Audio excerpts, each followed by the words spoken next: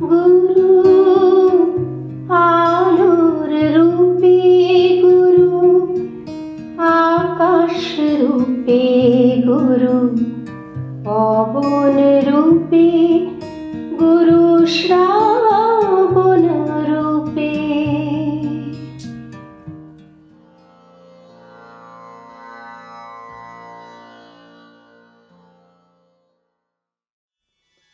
শ্রী গুরু ভাগবত দ্বিতীয় খণ্ড। মূল রচনা ডক্টর চন্দ্রভানু শতপথী। পর্ব 111, দিব্য পথের দ্বারপাল। কোথা থেকে তারা ভক্তরা এসে সোজা রাজপথে প্রবেশ করল। তারা আশ্চর্য হয় যে ঈশ্বর কি নিরপেক্ষ নন, কারণ তিনি অন্য পক্ষের যারা প্রবেশ করেছেন তাদের পক্ষ নেননি তো। কেউ কেউ তাদের সীমিত উপলব্ধির বুদ্ধিতে অন্ধ হয়ে যায় এবং অত্যন্ত অধৈর্য হয়ে পড়ে।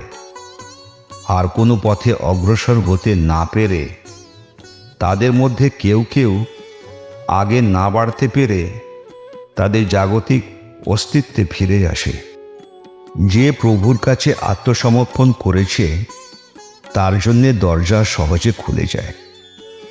তবুও যদি একটুও অহংকার থাকে ভক্তের মনে, দরজা সহজে খোলে না। যদি কেউ রাগ বা অভিমান থেকে আধ্যাত্মিক পথ থেকে বিচ্যুত হয়, তবে তার আবার গলিতে জায়গা পেতে বেশ কয়েকটি জীবন লেগে যায়। তবুও অনুতপ্ত হয়ে সে পরবর্তীকালে এক জীবনে এই পথে ফিরে আসে। সময় হারিয়ে তিনি আবার কাতারে যোগ দেন। যে মানব মূর্তি নিয়ে জন্মগ্রহণ করে একটি জীবিত প্রাণী, তার অন্য কোনো বিকল্প নেই। তাকে অসংখ্য জীবন ভোগ করতে হবে এবং উত্থান পতনে পূর্ণ বিবর্তনের পথে এগিয়ে যেতে হবে।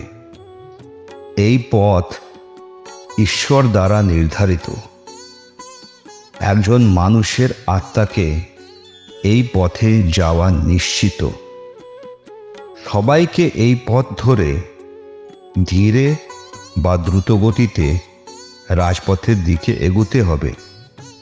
যাই হোক, দরজা তার জন্যে অবিলম্বে খুলে যায় যার ঈশ্বরের প্রতি অটল বিশ্বাস, ধৈর্য, সাহস এবং যে সম্পূর্ণরূপে শ্রী গুরুর ওপর নির্ভরশীল।